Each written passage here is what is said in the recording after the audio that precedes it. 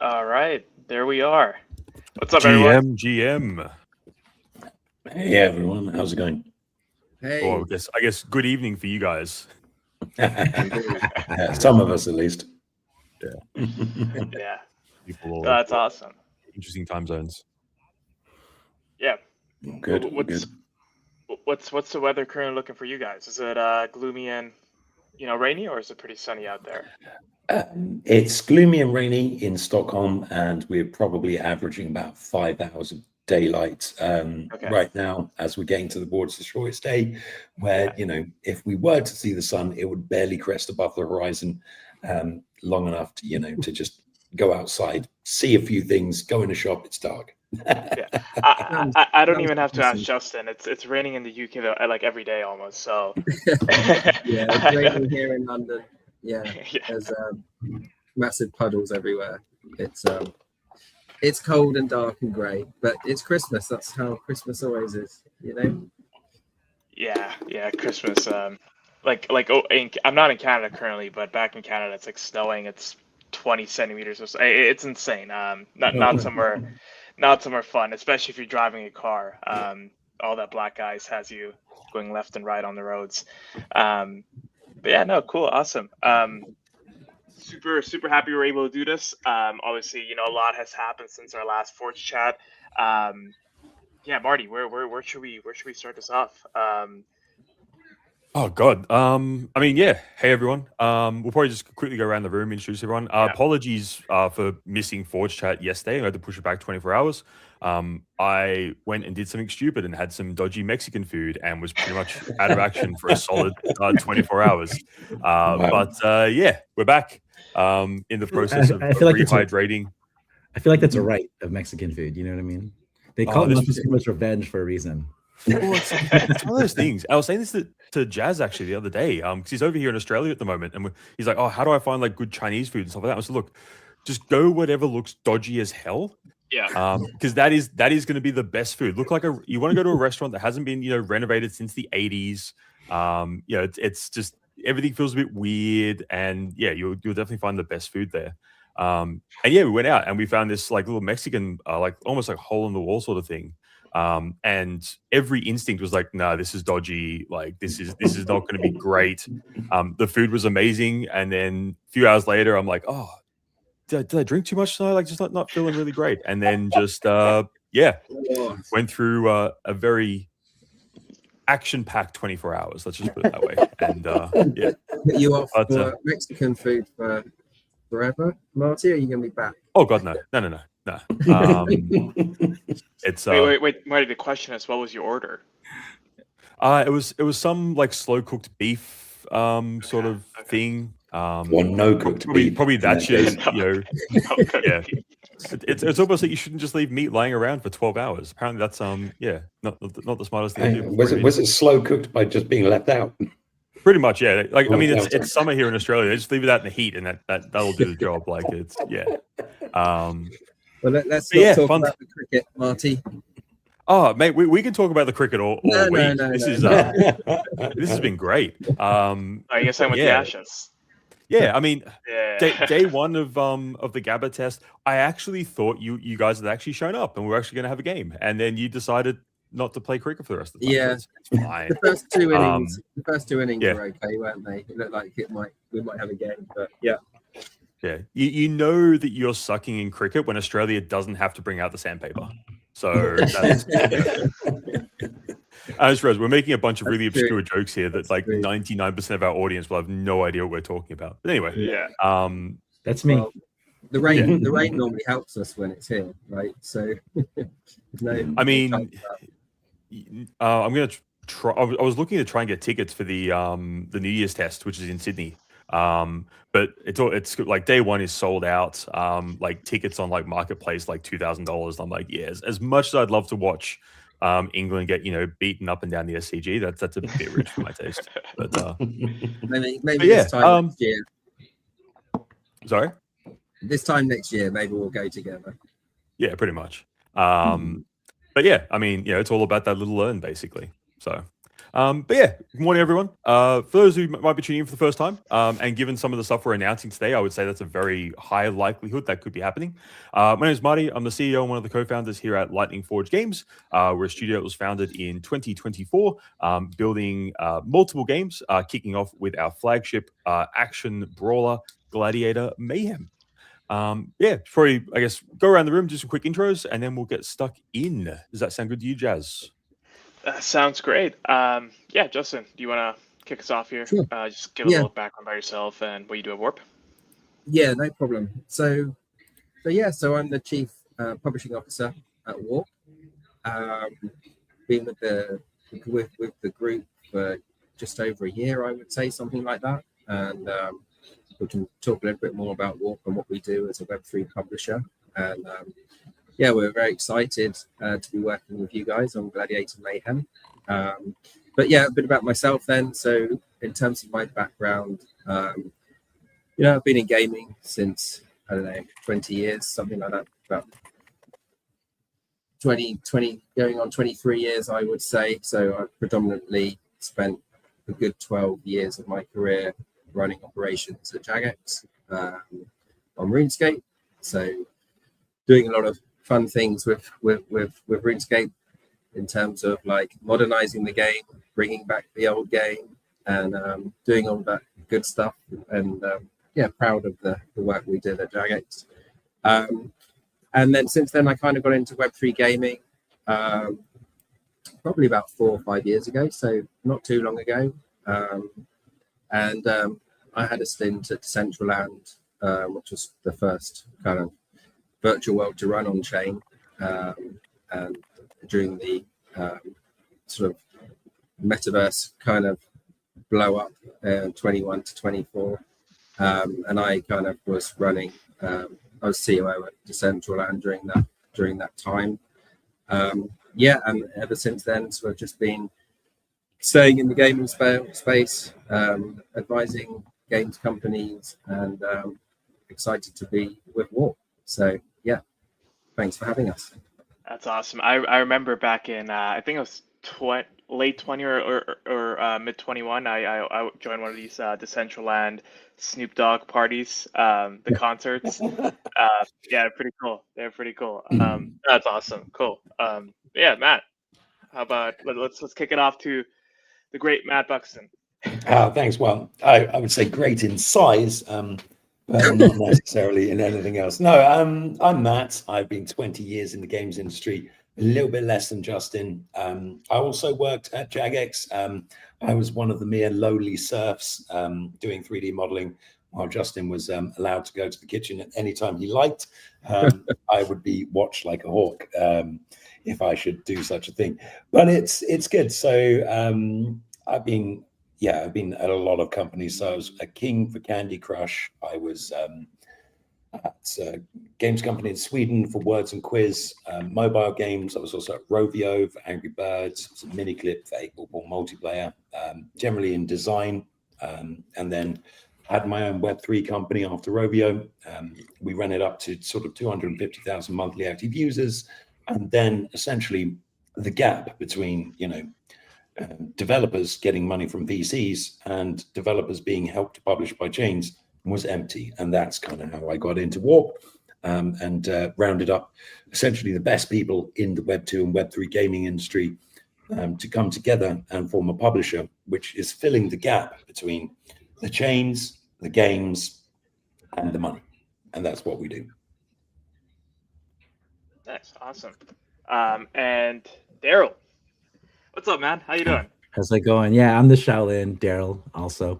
I've actually been gaming when I first started at university, where I was an intern over at the old Vivendi Universal with Spyro the Dragon and Crash Bandicoot.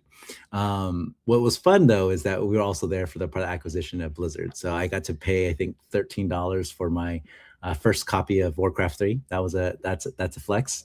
But yeah, no, just been gaming as a hardcore gamer since then too, because I used to hold tournaments for back in the day for like Street Fighter, Tekken, all the fun like fighting games. And then we worked with the Cannon Brothers and brought Evo to UCLA and then to Cal Poly, and then where it's home now is in Las Vegas. So definitely been in this scene. I took a quick break, did the corporate life in mobile payments, mobile technology, and then got into like marketing attribution.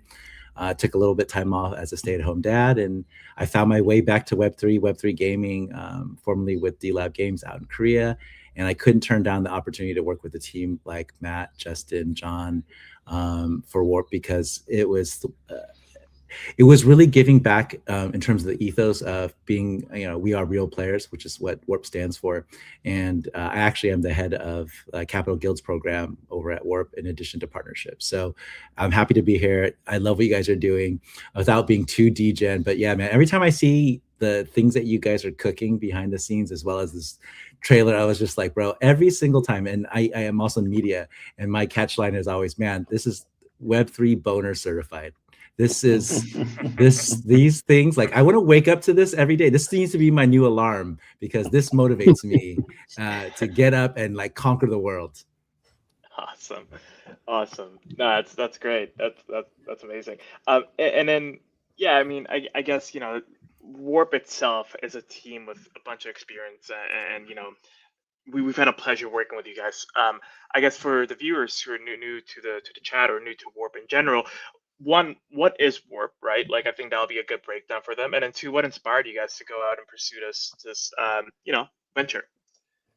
I'm going to start with what we are. And what we are is essentially a decentralized publisher. So in the normal model of publishing games, you have a game, the publisher looks at the game, they look at your stats, and they say, yes, we're going to publish you. They'll probably give you a little bit of money, and then they'll buy you a bit of traffic, and then off you go on your merry way. And you probably don't, as that game, know anything about any of the other games that are published by that publisher. You're there for one reason alone, a little bit like a game looking for their chain. What we mean by decentralized is we actually give back to the games and to the guilds and to everyone as part of our network. I'm sure Chow and Justin are going to jump in and explain a little bit more. But in basic terms, we're here to be we are the sort of, you are not alone, take this of Web3 gaming. And then that's our mission, really, to make sure that we're there for the best teams, the best studios, and bringing them to the audience that they deserve to have, and giving them the assistance that they need. I mean, we have, I think it's 300 years of experience across our team and advisories that are all deep into the gaming scene. So there we go. No, that's a great explanation there. And then, yeah, I guess if you guys want to chime in a little bit more, like, what inspired you guys to kind of pursue Warp, right? Like, what did you see in the market where you were like, we need something like this in the space currently? Yeah, I mean, I can talk a little bit about that. And that's kind of like what attracted to me. So I was actually originally an advisor for Warp, and then as I got more involved, I wanted to get more and more hands-on. So that's kind of like why I went into the sort of more full-time role.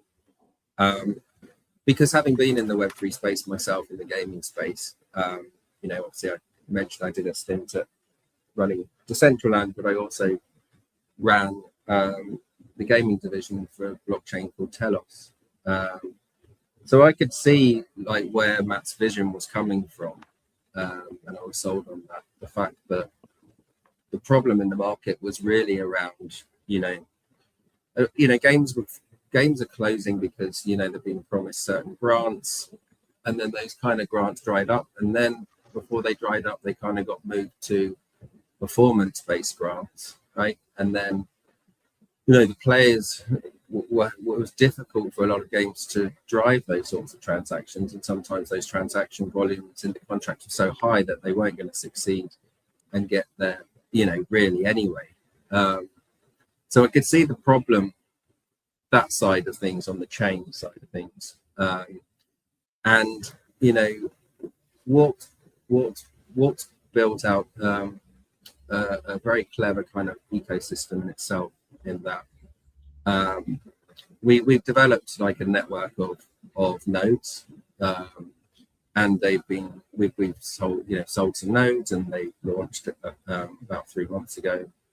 That's good. So we've got this network of nodes, and we distribute those nodes to our guilds that work with us. So we've signed around 25 gaming guilds, and we can go into a bit more detail on that later. But what it's enabled us to do is to fix this problem of growth and UA within the publishing ecosystem.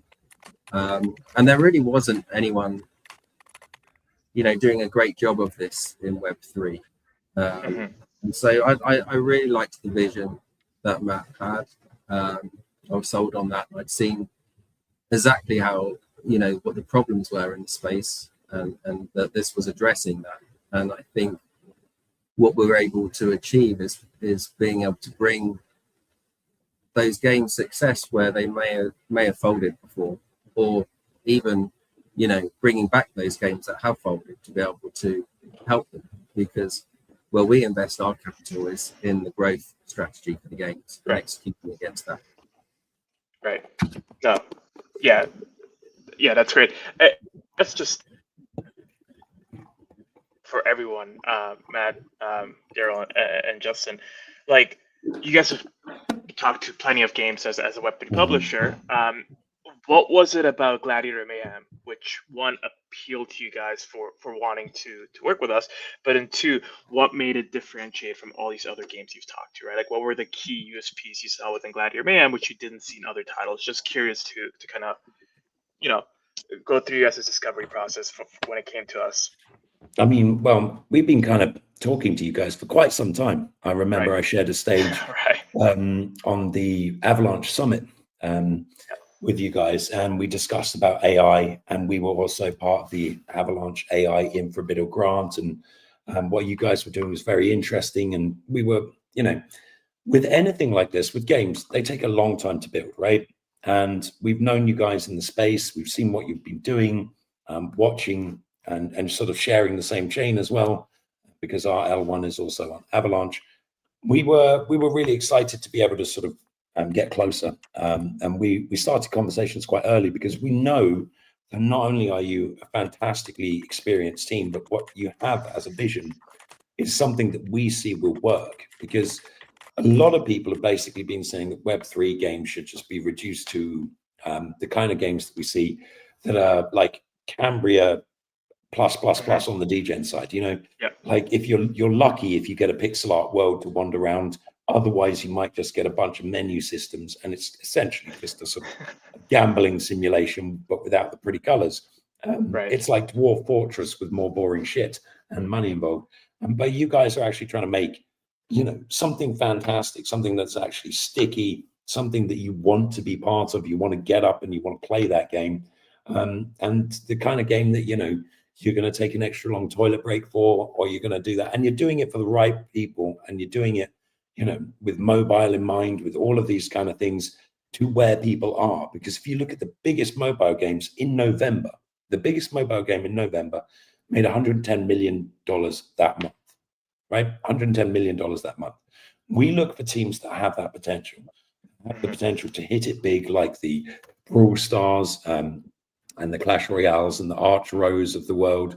And you guys have that. Like, we've been seeing a lot about, say, Fableborn doing very well with their token release and all the rest. Like, you guys are there, and you are definitely, I'd say, in many ways, leagues ahead with the AI stuff you've got, and with the sort of the deep sort of network and extra things that you're building along the way. So for us, it's a no-brainer. And of course, the way we operate is we look at how good the game is, and we know how good your game is. We've seen the numbers. We've seen how fantastic this is. So for us, it's about building out the absolute best games in the space. It's not about who's left. It's about who's going to go the distance. Because we have talked to, I don't know, Justin, how many, was it hundreds of games you've talked to so far? Yeah, it's over 100, I would say. Yeah. So yeah. And it's top of our list, and we were lucky that we'd had that good relationship with you guys, and we've had that joint marketing event at Gamescom in August. So yeah, and we got on very well. For me, it was also all those things that Matt said, but also what I think is special about the game is the onboarding process. So you really get the fact that there's this is a game, regardless of it, whether it's a Web 2 game or a Web 3 game. It's all those things, and the onboarding experience means we can publish this game to all audiences, because there's no jarring kind of heavy Web3 kind of onboarding process to get started. You feel like you're playing a normal kind of mobile game, and it's up there with it. So that's another plus point for us, was the user experience and the first time user experience to get into game.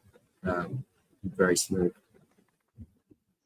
Yeah, no, for sure. Yeah, I remember when we were over at Gamescom and we did that joint ForgeChat event at the Beam side event, and also at the Gamescom show floor. Yeah, Marty, did you want to chime in? Anything? Yeah, I mean, like as Matt said, like we've been connected with Warp for a very long time now. We were at Summit, we were at Gamescom together. Pretty sure we're at GDC together. I remember seeing you guys around there as well. So It's been it's been a long sort of journey to get to this point. One of the interesting things from our side as game developers, we've always found this sort of understanding that we've always had, where game developers are not publishers. Being able to create amazing experiences does not mean, like, being a game developer does not make you an amazing marketer, does not make you an amazing publisher. There's so many skills and so many unique people that you need to bring together to have a successful launch and a successful game moving forward, that we knew from the early days of LFG that we need to find a publisher that we wanted to work with, that understood what we were trying to achieve with Gladiator Mayhem. As Justin said, we're not a Web 2 game, we're not a Web 3 game, we are LFG. There's a very unique blend that has to go together to create that experience that has mainstream appeal, where anyone can just download the game off either the App Store or Google Play and enjoy what they actually get, but still have that really depth of experience there that a Web 3 gamer is looking for. So finding a publisher that understood that obviously was important to us. Again, definitely helps that we both have a long history in the Avalanche ecosystem. Big shout out to everyone over there. And yeah, I think that was probably the big thing, is finding that publisher that really understood what we're trying to achieve here with GM. Unfortunately, in the Web3 gaming space, there's been a lot of games. There hasn't been many successes. I hope and pray that we can be one of the successes, and that we can build something here that really stands the test of time. Obviously, we do have big, ambitious plans. We haven't hidden that. Gladiator Mayhem is the first of several titles we have in production right now, with obviously YOLO and GTFO trailing behind those. So yeah, we're here for the long haul, which means, as a natural byproduct of that we need to build something which is sustainable from day one. This can't be something that only has a short-term level of appeal, or the people download once, play, and never touch again. So it means a lot of the work we're putting in, whether it be our Forge Key collection, whether it's the hero stuff we're doing, whether it's the partnerships with various guilds, and obviously Warp is helping facilitate that, we have to make sure that everything we are doing is designed to make sure we are here in a year, 2 years, 5 years, however long we get to do this for. Well said. Yeah, no, 100%. I agree with that. I guess just to piggyback on one of the points, Marty, you said, Marty said that unfortunately in Web3 there hasn't been a lot of successful games, right? We'd like to get your guys' take. Why do you guys think that Web3 gaming has just not been? And I know this is the topic of discussion in every space, in every chat, but just curious to hear your takes. Like, what do you think is missing currently within Web3 gaming? What's the gap? I'm just going to go straight for it and say we're missing good games. We're missing games that don't suck. We're missing games that you don't have to pay people to play. I mean, some of the games basically felt like a simulation of sitting in a queue, which even as a Brit, there's only so much of a good thing that I can take. I do like a good queue, but I don't like a good queue in pixel art with a difficult to get in process. Look, we know that you guys started at the right time. Like, the initial waves were dying down, and only the really good projects got backing, got sorted, got started.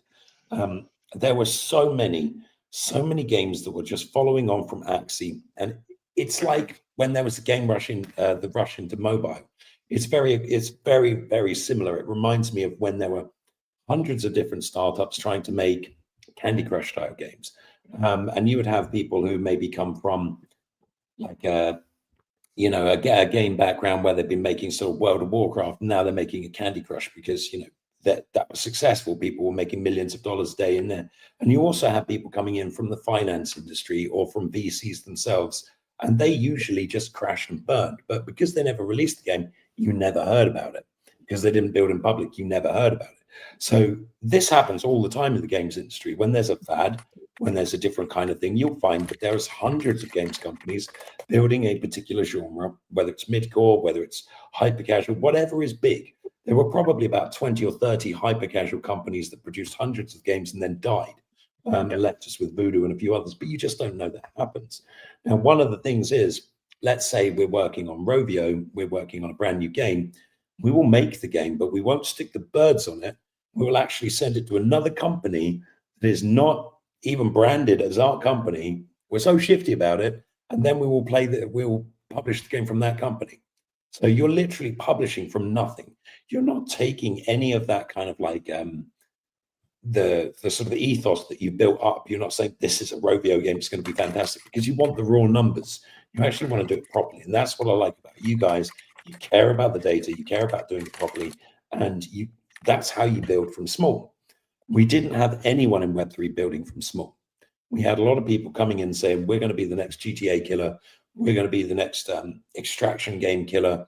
And they were fighting games that had not only a huge marketing budget, a huge production, but they were fighting games that had teams that had been working together for 5, 10, 15 years. And that's an advantage. The longer you work together, the better you get.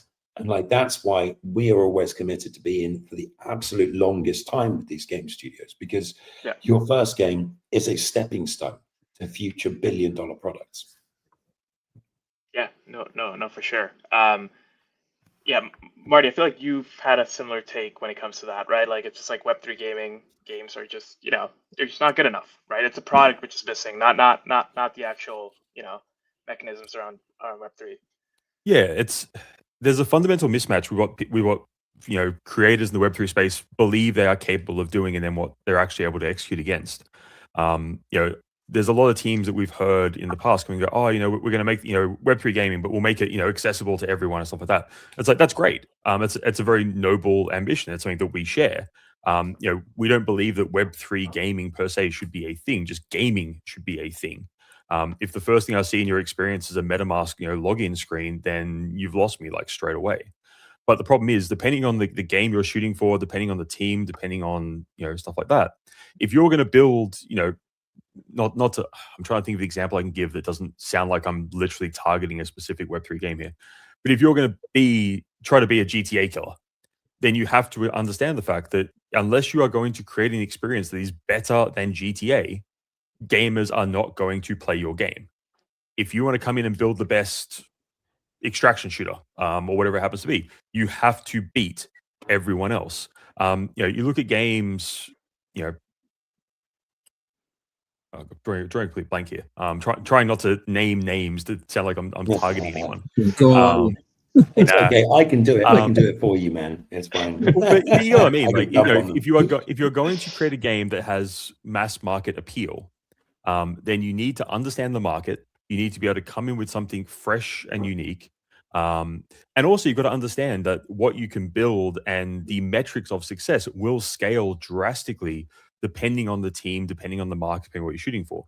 There's a reason why with LFG, we're shooting for, the hybrid casual end of the mobile spectrum, because we believe that is an area that we can execute against very, very well compared to what we see from, established teams in the Web2 space. We're deliberately picking a genre and a style of game where we don't need a $50 million to $100 million budget to be able to execute well against that. If you are building something in, say, the AA to AAA shooter space or something like that, and you're working with less than a 9-figure budget, then you are going to fail, because you've got to remember the teams that you are directly competing against are just going to outspend you in every possible way. This is a pattern we've seen throughout history with indie gaming, where indies will come in and establish a new genre. We saw this actually with Battle Royale. We saw PUBG and stuff like that come in with a comparatively small team. I mean, PUBG was still, quite big, relatively speaking. And then they had their success for a little bit of time until the big incumbents sort of came in, and we started seeing, COD, roll out this sort of new game mode, and we see, Battlefield 6 now has one and stuff like that. So yeah, if you're going to build in the Web3 space, you need to remember that at the core of the experience, if you can't create something that people are choosing to play over established games, eventually, sure, you can incentivize players as much as you want, but that's not a sustainable model. If you can create an experience people are choosing to come back and play every day, and think more of that, whether we call it play and earn or play to, or whatever terminology we're meant to be using this week. I haven't been keeping up on Twitter this week to see what it is. Yeah, whatever it happens to be. If you're thinking of that as your primary engagement model, that is not a sustainable business model in the first place. If that is a value add or an incentive based system, similar to what we may see with, say, esports in bigger established Web2 titles, that we know is a much more sustainable model, because traditionally gaming, they think of esports not as a engagement driver, but it's a marketing expense for them. Yeah. So the way they look at it, the way they budget for it, the way they measure returns from it is completely different. And again, I think that's just a better approach for how we can build sustainable Web3 experiences. Awesome. Yeah, Daryl, I want to get your take on this as well, because you work with a lot of guilds, you work with a lot of different creators within the space. What's their sentiment and what's your sentiment around it? I mean, I'm just trying to say without, raining hellfire. It's been interesting, right? Because to be fair, these content creators also lived off of, the hype and the speculation and this non-sustainable way of driving attention. And so it's been difficult. But I mean, in terms of the direction of why it didn't too, is really because they became just a user acquisition transactional model, right? This wasn't one that really fed into the ecosystem of, when I was at Vivendi, and how the QA program worked, it wasn't a real open feedback loop. Web3 gamers and Web3 community is all about ethos of feedback and driving an ethos of being involved. The fact that you could, this is pretty amazing. The fact that, we have all these people in this room that if the chat wanted to ask a question and do these things, we would answer it, right? You try doing that at Blizzard, try doing that at Riot Games. They're not going to answer nothing. They have no need to and no want, because they don't want to create this snowball effects where this level of feedback can, crush you or they can build you. Now, when it comes to the guilds as a whole, they're seen as these transactional models where they're hey, we can get cheap user acquisition, especially when you talk about all of these tier 3 or third world countries, right? The Philippines, Vietnam, Nigeria, and yes, you can fill up all the vanity metrics. But yeah, and sadly enough, then what you would see is even the guilds, in order to meet quotas and measure to some level of ROI, have to basically engagement farm their communities and basically pool gamers from other communities under one umbrella, right, to meet those metrics. That's not sustainable. The value system of how they're being incentivized is on a one-off, and then you just found these guilds to basically do the same thing as traders, as whether it's meme coins or whether it's altcoins. It's then you're seeing these people jump into these opportunities with these new games and these skills where they had to basically compete against each other, give different price tags, talk about different demographics, what they're able to bring to the table, whether it's mobile, PC, and obviously, as we know, the whole tap world, right? Getting guilds to play hamster combat, what? Why? That makes no sense. There's no gaming involved. Yep. Get a sewing machine, you can do the same thing. And they did. Sewing machines with rubber gloves. That's what I heard that they were doing with them. Yes.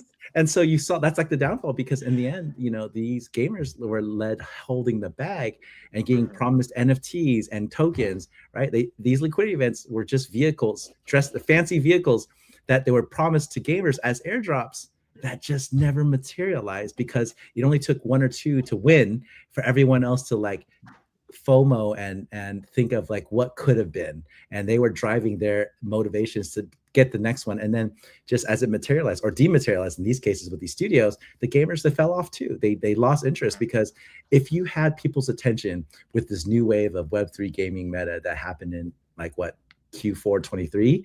Like people got excited, and then they were everyone just disappointed from end to end to end, and you just saw the stuff failing. So yeah, no, these creators, like some of them made big bags and were able to do things because they got paid as KOLs and content creators. But you know what, if you ever really asked them how they reinvested it, and they were part of these KOL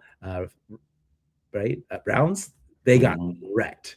So they got absolutely destroyed, because the thing is that a lot of these KOLs are just gamer kids, right? They're gamer kids that loved games. They got into it, and they were one of the first few that would like put up with the crap for being part of the Web3 side of it. You know, they literally decided, you know, I'm going to go into this, and they got rewarded in the same way that free to play, like, you know, there's sort of like play to earn people were rewarded, in that they just did stuff and people just started throwing money at them.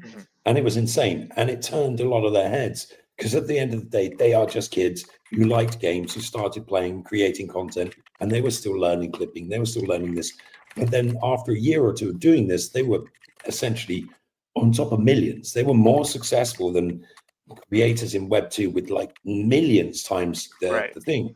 You were seeing 5,000 getting sent to a tweet by a guy who got like 1.2 followers, and then like 10 people live on stream, and they were moaning that they're not getting enough money because no one would give them like $700 for a retweet or something. Like, grow up, man. Like, $700 for a retweet, that's insane levels. Yeah. It's funny you say that, Matt, because there's been always this discussion, I feel like, within the Web3 marketing community, where it's like, hey, are Web3 creators just too expensive, or are they too cheap, right? And people always go back and compare to Web2 users, and the counter argument is always like, hey, look, an average Web3 creator just has his following has a higher, you know, they're whales, right? They have a bigger wallet, they have more money to spend, the LTV could be potentially higher. And that's so I want to get your take on that. I mean, what do you think? I mean, there is a time when that worked, like in 2021, when the market was going absolutely great, and that if you could just get onto any whitelist, you would pay to get on a whitelist, because you would get an NFT and you would pay gas fees of like hundreds of dollars to get this NFT, because you knew that if you were on that whitelist, you could flip that for 10x. And you happily would put in $500 to get 10 grand out of something. And there was so much money in the space, because unlike now, where you've got a billion meme coins that have completely sucked all of the liquidity out of the space, like every bit of liquidity was in about, I don't know, 23 different coins or something in 21. There was not hundreds of coins. There were gas fees. You couldn't just get out of F. You couldn't leave F easily, because you would lose so much money. Like with all of these like really low gas chains and all of the rest of it, you do not have to hold anything. You do not have to have any conviction in anything. And because of this, there's so many places to put your money that even if every single meme coin had $10 of a real person's money in it, that's 90% of the space gone. Like, that's completely drained dry of money. So there isn't liquidity in there. And what happened was, we saw the initial rush into gaming by people who'd not done gaming startups before. They started to produce like marketing work, because they needed to raise from the community. This was always the model. You raise an initial amount, then you raise a god-awful amount from your community, and then after that, you continue to build the game. Now, most of these got to raising the god-awful amount, and then they fell off because they'd never built games before. And then these creators, they invested into this because they're just kids who saw all of these good things. And the call round was really just reharvesting all the money that these poor kids had actually earned by being overpaid all of that time, and then wasted it on the same projects that would then go on to die. So I feel a lot of love for Web3 creators, because they're doing something in space that everyone hates. They're trying often a lot harder. They are playing games a lot earlier than others. And they have to watch their words a lot, because it is a very high value space. Now, do I believe that there should be hundreds more creators? Yes. But I also believe there should be millions, billions more players in Web3. And that is 100% inevitable. It's not just Web3 gaming is not inevitable. What is inevitable is that billions of players will play Web3 games. That's the inevitability. Yeah, awesome. Yeah, obviously, Daryl, if you want to quickly chime in on that, because you've worked with guilds and creators, what are your thoughts on it? Matt opened up the channel. Refine that question for me is that I won't step on the toes of Matt, because I do have a lot of thoughts and I don't want to. I just want to keep this simple as possible. Sure. It was just like, do you think Web3, creators are worth the price point, which some of them are asking for, and you think that's justified based on what they can bring towards in terms of activity or publicity? Without stepping on toes, no, but also at the same time, like, I think what we need to do is raise the bar in terms of how we do the things that we do. I already have things in place that I've advised with other studios, as well as talking to some more creators. We got to get ROI, and how that's done is just simple conversion metrics. I'm not going to drop the alpha here. We could talk about it afterwards, but I think the super important value is understanding that there's ways it's being done in other territories, in other countries, that show these things, and these creators haven't adopted them yet, right? And I think it's more about education in terms of how we work with these creators to get them so that they can do the things that they need to do, and they can be properly compensated, because they can then validate the analytics. The biggest difficulty when you talk to a lot of these people is we're a brand awareness company. We're not a marketing team, right? And these are creators building spaces out and people creating content. But like, what does that mean for the people who putting money and investing into these creators? But I think if we get the proper measurement in place in terms of attribution, then these creators will absolutely deserve all that they can. It's just there's so much noise that comes from, like, what is it, hype versus actual reality? Or is this something that we can really drive the space forward by learning to do proper attribution for their skill sets, right? Like, whether it's because they have a large community or because they're just freaking entertaining as hell. All those things have value to studios, right? Matt talks about how Rovio has $200,000 they spend on marketing a day for acquisition, including creators. And you're just like, yeah, no, we can pay people properly, but we need to get proper attribution. I think that's the missing link in terms of answering your question, to be honest. Right. Awesome. Yeah, no, totally agree with that. Cool. Yeah. Thanks for that little insight on that topic. I always think it's an interesting topic to talk about. But moving on, we had posted something yesterday, which was quite exciting. The date given on that post was December 15th. Marty, did you want to chime a little bit light on that? Yeah. Although I noticed our intro video, it said 24 hours for the announcement. It was actually 24 hours ago, because obviously we messed up. Yeah, we messed up when the ForgeChat was. So yeah. But yeah, the exciting news is next week we are going into open alpha for Gladiator Mayhem. So basically, what does open alpha mean? It's really simple. We are going to basically open the floodgates. The game will be freely available on iOS and Android for all gamers. You'll be able to get in there. You'll be able to play with the Barbarian faction. Will be live at launch. There'll be a bunch of other just cool things in there. There'll be some stuff that even Forge key holders haven't seen yet. Some new features we're holding back specifically for the open alpha launch. But yeah, for everyone has been following us on this journey, has been, for the people that, played the game at GDC back in March, for everyone who saw it at, AVAX Summit in London in, I want to say that was August, I think that was, or Gamescom. No, May, August. wasn't it? It's May, yeah, August was Gamescom. There's been too many events. Was it May? Oh wow. Never mind. But yeah, the game will be fully live and ready to go. So it's worth noting, it's slightly different plans to what we had spoken about previously. So obviously we've announced that when we go into open beta, that will be when we kick off our LFG rewards and our referral program with 1 million LFG tokens up for grabs for gamers. Think of this as basically a step on the road to get to that open beta. This is kind of like the shakedown. This is, hey, let's open the gates up. Let's get people into the game, get everything up and running. Let's make sure nothing breaks. Let's make sure nothing catches fire. We see this actually for a lot of games when, a new game coming out on Steam might do like a stress test or an open weekend or something like that leading up to launch. I personally have never been a fan of doing like we're going to open the game up, but just for a weekend, because that's just a tease. That's basically like you're going to a strip club. I don't really understand the appeal of that. So I would much rather go, hey, we're going to make the game just freely available. If you want to play it, download it, give us your thoughts and feedback, please feel free to do so. And then, yeah, you'll obviously be ready to go when we move into open beta as well. Your guys' analogies are way too much for me. Between you and Matt, holy crap. We've both been in this space just way too long, man. We've seen too many things. Got some good ones. Yeah. I mean, I could start talking about Code 34 errors and see who remembers that one, but that's was that D3 or was that D3 or D4? I can't remember. But yeah, definitely excited for this. Obviously, great to have the guys from Warp here as well, because we wouldn't be in a position to do this without your support. And yeah, definitely keen to start finding out from all the players how overpowered and busted the Barbarian Guardian really is. That's always a good thing.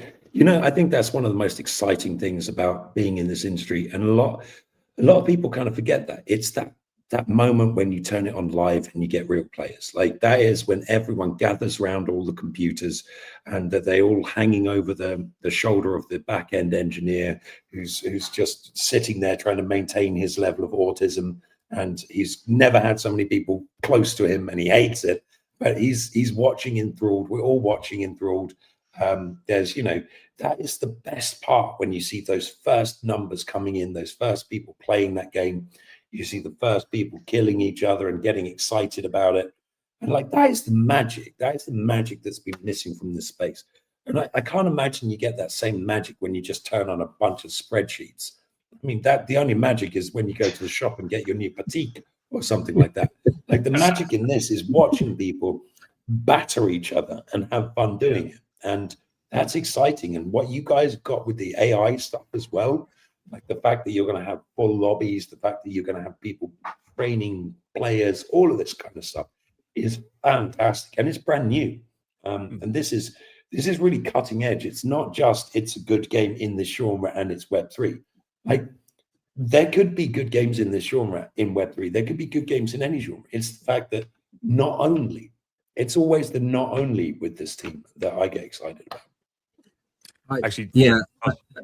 And I think, just to add to that, I think like it shows your maturity as well, and I like find it quite amazing sometimes in that I think about the fact that we're 5 days away from game being fully opened, and most studios I've worked at would be like still crunching like 20 hours a day kind of thing, but you guys have got it under control.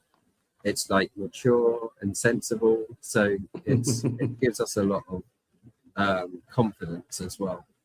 Yeah, I mean, on that, I've got responses to both, but on that point specifically, I've been involved in many game launches. I've done the 20-hour days leading up to launch and stuff like that. And I'll be honest, there's still little things right now that we're working on as a team. There's some of the UX around, if you watch an ad in the game and you get rewards, we weren't quite happy with the screen that pops up showing you the rewards. We're doing a little bit of a pass on that to just make it feel a bit more juicy, a bit more, you've just watched a 30-second ad, so we want you to really feel like you're being rewarded for doing that, things like that. But yeah, we've been in basically code lockdown now for well over a month. The actual build that is set to go live next week got approved by Apple and Google earlier this week, but they've had those builds now for about 2 weeks prior to that. So it's especially when you're building a live ops title, and this is probably one of the things that, especially if you're new to building games in the first place, this would be one of the very hard lessons to learn. Building a live ops title is not a race to the finish line; it is a race to the starting line. Launching a game, the style of game that we're doing is the start of the adventure that we are going on with our community and with our publishers and stuff like that. So burning ourselves out, getting to V1 is a recipe for disaster. This weekend, the team is all going up to Queensland. We're going to have a little team, offsite and Christmas party and stuff like that, just to, end of the year sort of celebration sort of thing. We'll come back on Monday. We'll all be here ready to go. Because of the way the platforms work these days, I don't even get to flick the theoretical switch anymore. I literally just sit there and watch it tick over at, I think it's 1 p.m. Sydney time, I think is the time it's set to. I'll have to double check that. And then, the reason why I redid my office here, I've got a TV on the wall behind me that will literally just have our analytics dashboards up on there all the time. Because as you said, Matt, like there is nothing better than watching, we've got on the screen. I'll post some screenshots later. But like it's got like a world map on there, and a little like icon comes up whenever someone logs in. So you sort of get to see the logins, and it like shifts across the map as as the day-night cycle sort of goes through and that. But yeah, we track basically everything that people do in the game. Obviously, with our replay system, we get all the replays as well. That gets fed straight into the LFG agent system. So yeah, obviously the game will be going live with LFG agents trained off gameplay behaviors from all of our both gameplay from the team, but also all of the games that have been played so far by Forge key holders and all the stuff leading up to now. One of the things we're going to obviously want to do with the open alpha is that's going to give us so much more data to work with to make sure LFG agents really are firing, they're playing correctly, they're doing everything that they should be doing. And then, yeah, obviously we just keep building and keep moving forward from there. Obviously, at the moment, not to tangent too much, we're running our 25 days of LFGmas promotion. So make sure you're following us on it's on Twitter, it's on our Discord and stuff like that. Obviously, Forge key holders are automatically entered every day into a separate draw just for them, which is pretty cool. But we're giving away 25,000 tournament bucks. We haven't really told people what that's for yet, but if you can put 1-on-1 together and get to 3, it's not too unreasonable to think that at some point in the future we're going to make some pretty cool announcements about upcoming tournaments and events in the LFG ecosystem. We have said with tournament bucks, they're not just for GM; they'll be used across all the games that we release. But yeah, a lot of the stuff we've been working on, even prior to open alpha, is thinking about what do we need for open beta, what do we need for full launch, what do we need 6 to 12 months down the road, how do we make sure we've got that content treadmill ready to go, so there's always fresh heroes, environments, game modes, things to do within the game, reasons for a gamer to want to come back and see what's changed and play with their LFG agents and actually have fun within the experience. And then obviously outside of all that, if we've got that game that's sticky and people want to play, we can then sort of think of the Web3 aspect of what we're building as the end game content or the cherry on top. It's not the primary driving factor to keep people in the game. The game itself is able to do that. But now we've got this really amazing incentive-based system for if someone is coming back, how do we reward them for doing so? Yeah. I mean, as you've always said, Marty, this is where the fun begins, right? So, yeah, so you've already touched upon tournament bucks. Regarding LFG agents, I know the Foundation actually is currently preparing a thread for this, so make sure you guys keep an eye out for the Avalanche Foundation. Tom over there is gonna get something cool out on socials, which will be really nice. And then I guess after LFGmas, we've already with our partners over at Beam figured out our next promotion, which we'll be announcing very soon, which will be running throughout January. So make sure you guys keep an eye about that. Again, more prizes and things such as tournament bucks, etc. The earlier you participate, your rewards will be greater when the game has obviously hit critical mass and there's more players on board. So if you want to be a part of the journey very early on, I would make sure to participate in the promotion. It's free, it doesn't cost you anything. It just costs you probably 5 minutes of your time.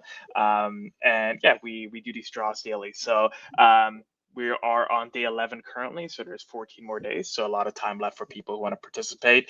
And then, yeah, we're obviously planning some really cool stuff with the guys over at Warp when it comes towards just game nights, AMAs, a special content series. So we're very excited to get that launched very soon alongside GM. But yeah, no, this was a great chat. I've had a pleasure talking to you guys. Time flew by so fast. I know, Matt, I told you, hey, we're gonna keep around 45 minutes. No, it's all good. An hour. It's all good. And I'm like, oh, it's only felt like it's 20 minutes. But yeah, thank you guys so much for coming on. I really do appreciate it, especially since it's later on the day for you guys. So accommodating our time zones was super helpful. Thank you, Daryl. Thank you as well, man. You're an absolute legend. Wow. I didn't get to drop all the alpha with guilds, but we can do this again another time. Oh yeah, he's got alpha. He's got a lot of alpha. Guilds are coming. Guilds are coming. You know what? It should be Daryl.alpha. That should be your last name. The Shao Alpha. That's really good. Yeah, no, awesome. Obviously, obviously, yeah, always happy to do everything we can to support the AVAX ecosystem. Obviously, both ourselves and Warp, very, very heavily invested in AVAX's success. And obviously, the great thing with the AVAX ecosystem, that's not just Avalanche. I mean, I'm literally wearing an AVAX shirt here. It's not just AVAX itself, it's all of the amazing L1s, such as Warp, such as the sponsor of the Tournament Bucks promotion, which is Beam. So, a lot of love to the guys over there. And at least one girl. Big shout out to Anna. Yeah, so amazing people basically within the AVAX ecosystem. There's obviously, more announcements down the road with other games that we're chatting to and potentially working with the LFG agents in the AVAX ecosystem as well. But yeah, we wouldn't be here and wouldn't be able to do what we do without the support of AVAX. So yeah, a lot of love. Yep. Yeah. Big love to the AVAX community and Beam community.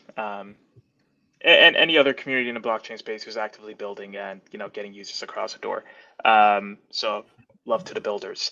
But yeah, anyways, other than that, guys, I'm gonna do the casual classic influencer, drop a like, drop a comment. No, but in all seriousness, if you guys enjoyed the space, retweet, drop a comment, show us some support. We love doing these all the time, and we love doing them with our friends over at Warp. It's always fun chatting to you guys. Any closing remarks, Matt, Justin, Daryl? Do you guys want to talk a little bit about where people can find Warp, where they can tune into everything you guys are doing? Sure thing. So you can follow us at Warp Game Chain on X, and you can also go to our website, warpnation.com, which is currently in alpha with guilds being added every day. So there's a lot of interesting stuff going on.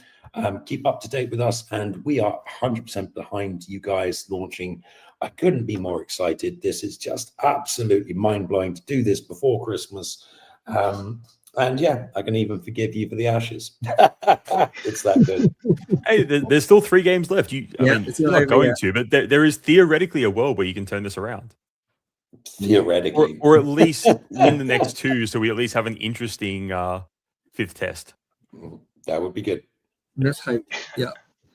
Awesome. All right, guys. Thanks for having us. Yeah. Yeah, no worries. Take it easy. Bye-bye.